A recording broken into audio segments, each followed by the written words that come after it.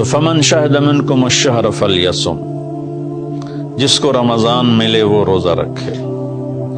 تو روزہ تو انشاءاللہ رکھیں گے، لیکن میں تھوڑی سی ایک گزارش کروں گا کہ جسم کی صحت کے لیے اپنی غذا پہ کنٹرول کریں۔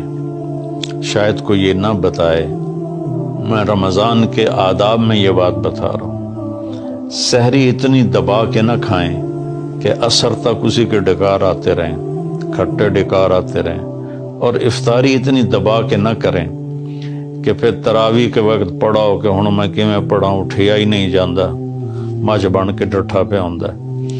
تو سحری کھائیں اتنی کہ بس عام معمول کا پیٹ بھر جائے، کچھ حصہ خالی ہو، اور آپ کو دوپہر سے بھوک لگنی شروع ہو جائے۔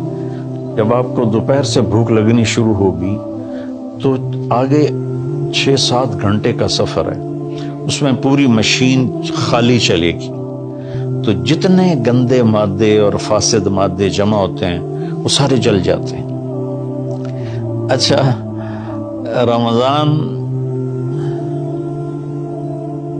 کے دونوں طرف معنی آتے ہیں، وہ میں بتاتا ہوں، ابھی میں جسمانی بتا رہا ہوں۔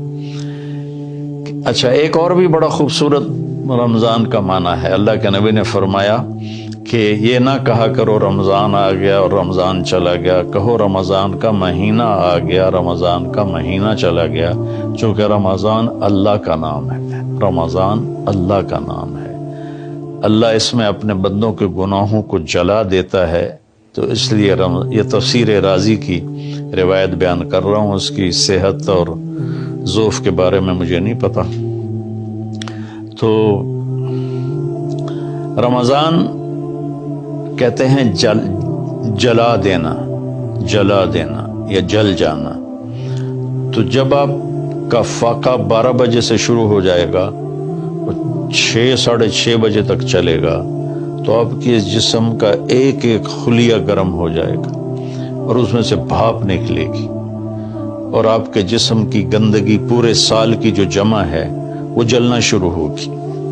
پھر آپ افطاری جب کریں تو سنبھل کے کریں، ٹھنڈا برف سے بھرا ہوا پانی اور روح افزا اور جام شیریں اور دودھ سوڈا، اور اس میں برف کے اتنے بڑے بڑے ڈلے ڈال کے جب آپ پیتے ہیں تو سارے دن کے روزے کا جسمانی فائدہ فوت ہو جاتا ہے، ختم ہو جاتا ہے۔ سنبھل کے پانی پئیں اور روم ٹمپریچر کا پانی پئیں، اس وقت معدہ گرم ہوتا ہے